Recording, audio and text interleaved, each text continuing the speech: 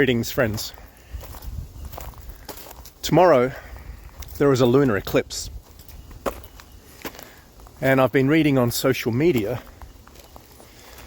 all the things that means in the spiritual realm,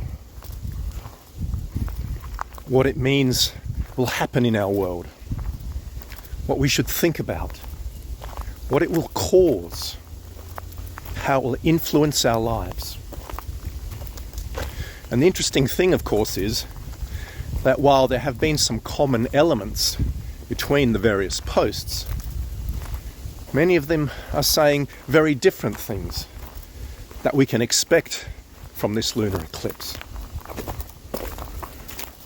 And so today I'd like to talk a little bit about symbols, their meanings, how we can use them, and their place in a shamanic framework, their place in our everyday landscape.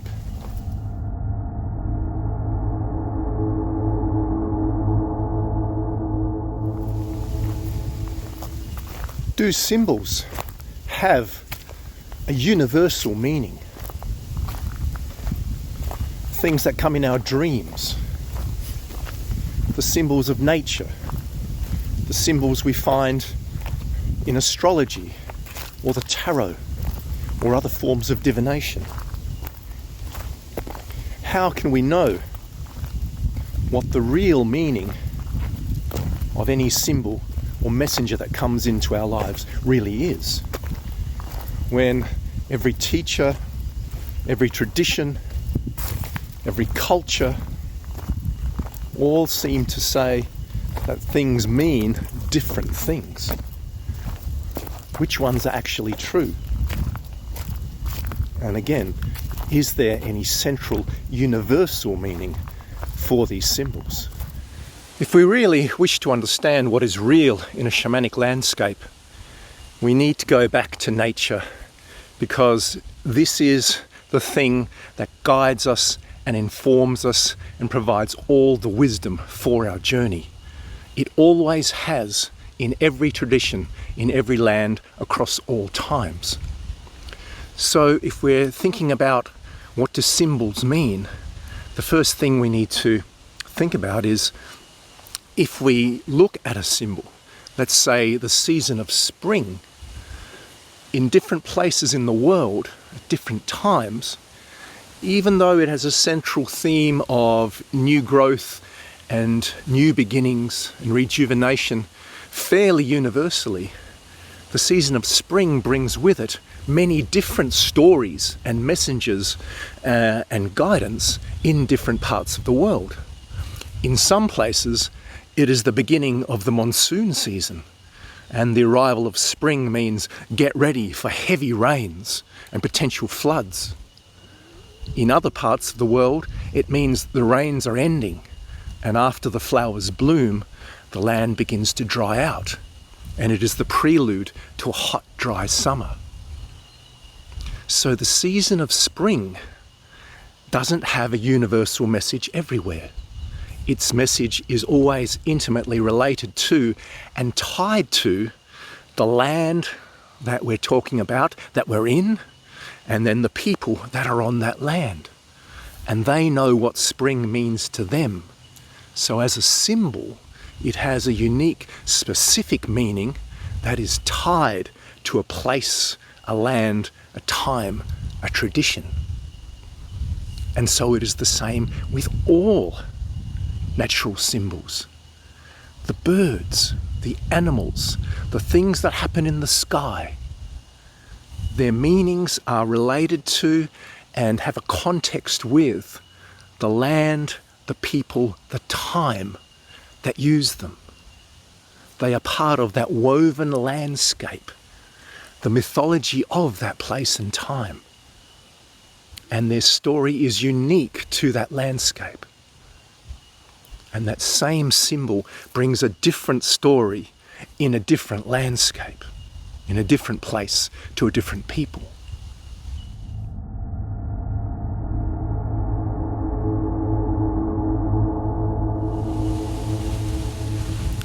wind rises in this mythological landscape.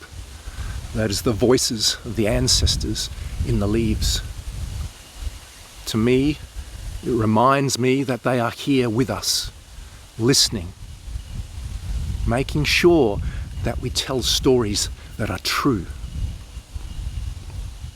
They're listening and making sure that we tell the truth. So when I hear someone saying, oh, the lunar eclipse is about blah, blah, blah, blah, blah, blah, my questions are these. Where did you get that information from? What informed you? What is the source of that symbolic story? Because for me, the source of the symbol story, again, needs to have a context, a landscape in which it has a place, and where its story and message is consistent. Not just some meaning plucked out of anywhere. And as shamans have always done, if we ourselves can be still enough and quiet enough within the landscape so that we hear the voices of the things that are here, they will tell us their story if we are open to receive it. They will tell us the message they bring. They will show us their place within our landscape. And then in turn, we can share that story, the message, the guidance with others in that same landscape, others in our tribe, in our community, in our tradition. And so the wisdom is now shared. It is commonly known. And everyone who moves in that same landscape, who adheres and understands that same spiritual mythology, knows the message that each of the totems, each of the signs of nature brings. Everyone knows the story of the eagle, of the raven, of lightning, of the earthquake, of the lunar eclipse.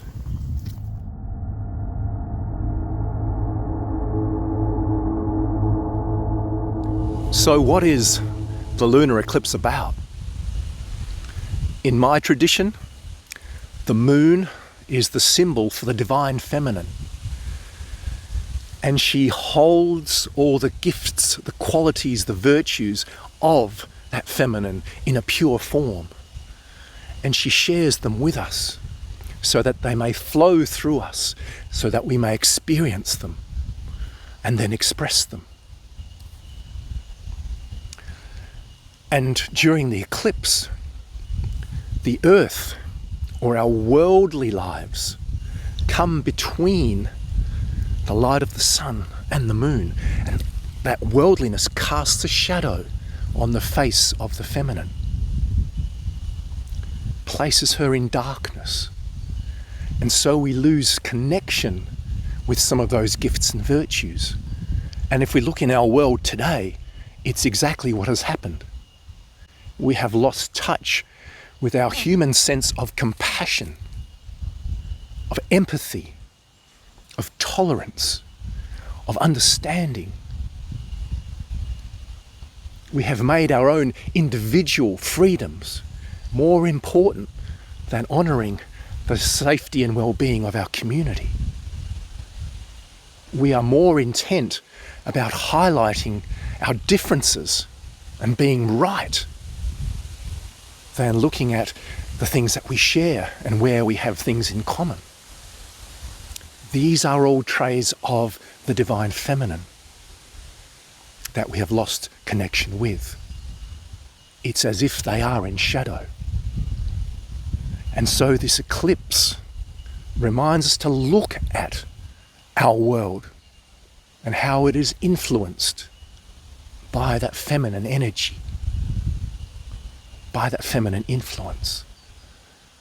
And when we see how these things are moving in our landscape, we may decide to do something different because we realize something we may have lost sight of, something we may have forgotten.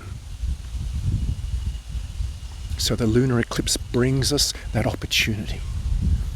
It turns us in a direction, informs us, and opens our eyes to a reality that we may have lost.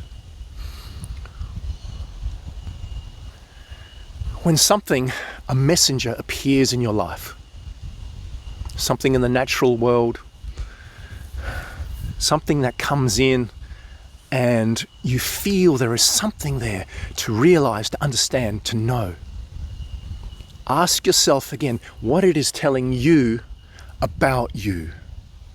What is that lunar eclipse telling me about me and my world? It's not there to show me something about everyone else and what they're doing. It hasn't come into my life to influence my world. It has come into my world to show me something about my world and me, so that I might realize something, remember something, understand something. That is the power of symbols.